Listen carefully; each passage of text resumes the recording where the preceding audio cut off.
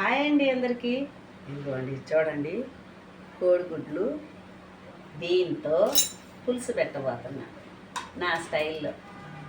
చూద్దామా?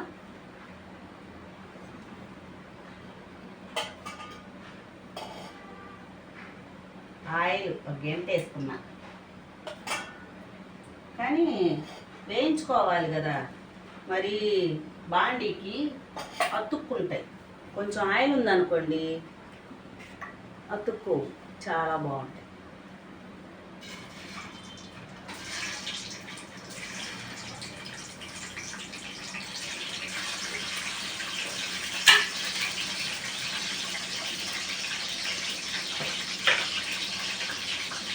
కొంచెం పసుపు,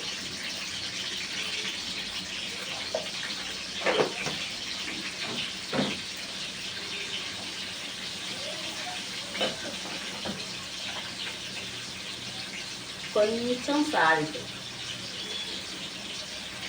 బాగుంటాయి.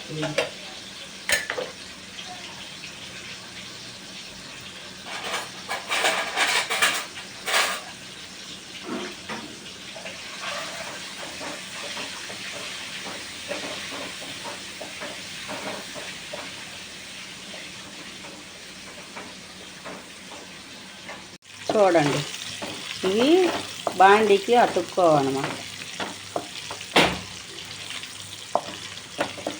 సాల్ట్ను పసుపు వేసాం కదా, కొంచెం వేగాక పక్కన పెట్టేసుకొని ఉల్లిపాయలు వేసుకోవటమే.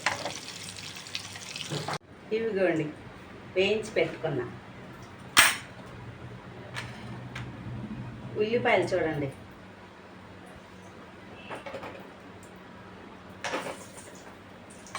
ముందుగా తాలింపు గింజలు వేసుకోవాలి, మళ్ళీ ఆడేసుకోవాలి. పచ్చిపప్పు, ఆవాలు, జీలకర్ర,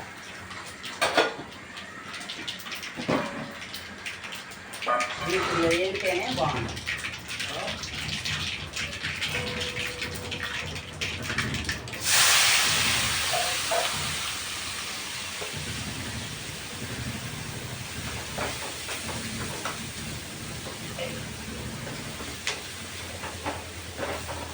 చాలా ఉల్లిపాయ ముక్కలు ఉన్నాయి కదా,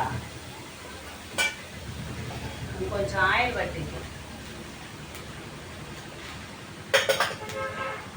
బాగా ఏగాలి కదా ఎర్రగా.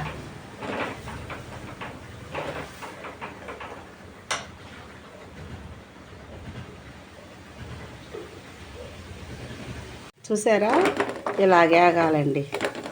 మరీ బాగా ఏగకూడదు, మరి కొంచెం పచ్చిగా వేయకూడదు. ఇంకా కూర అంతా పచ్చిగా ఉల్లిపాయలు పులుసు కదా, కసకసలాడుతూ ఉంటాయి అన్నమాట నా దృష్టిలో. అందుకని నేను ఇలా వేయించుకుంటా నా స్టైల్. కరివేపాకు, తరువాత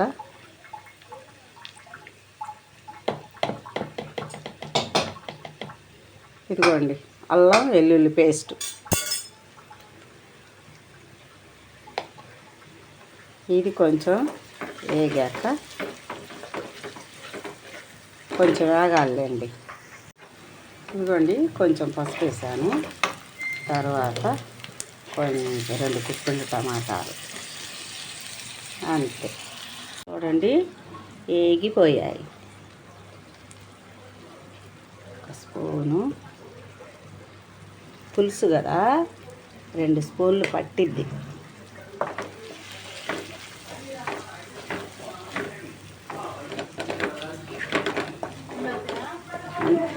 వస్తున్నా. తర్వాత పులుసు అండి, చాలా పోసి మళ్ళీ పోసుకోవచ్చు, అందుకని తక్కువే పోసాను. మరీ పుల్లగున్న బాగోదు కదా.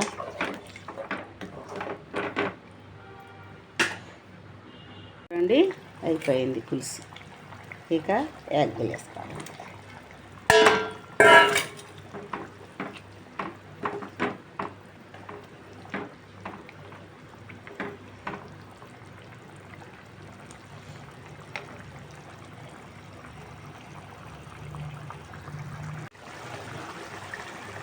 కొత్తిమీరతో అయిపోయింది. మీకు నచ్చినట్లయితే లైక్ చేయండి, షేర్ చేయండి, సబ్స్క్రైబ్ చేయడం మాత్రం మర్చిపోకండి. బాయ్.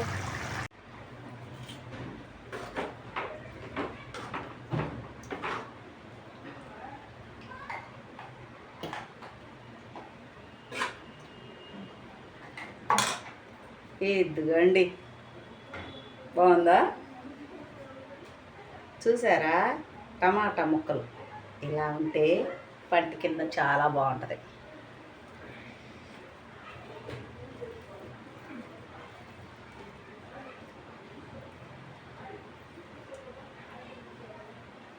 సూపర్గా ఉంది. ఉల్లిపాయ, చింతపులుసు, అల్లం వెల్లుల్లి పేస్ట్ వేసింది. చాలా చాలా బాగుంది. గుడ్డు వేయించుకున్నా కదా,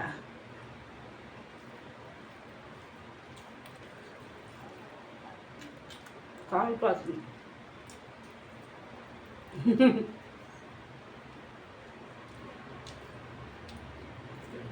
నేను చిన్నపిల్లలప్పుడు మా అమ్మ టమాటా లేకుండానే చేసేది, పులుసేసి రోట్లో అల్లం చిన్నులపాయలు అలా అలా కచ్చపచ్చదని చేసేది. కోడిసారులా ఉండేది. ఓకేనా?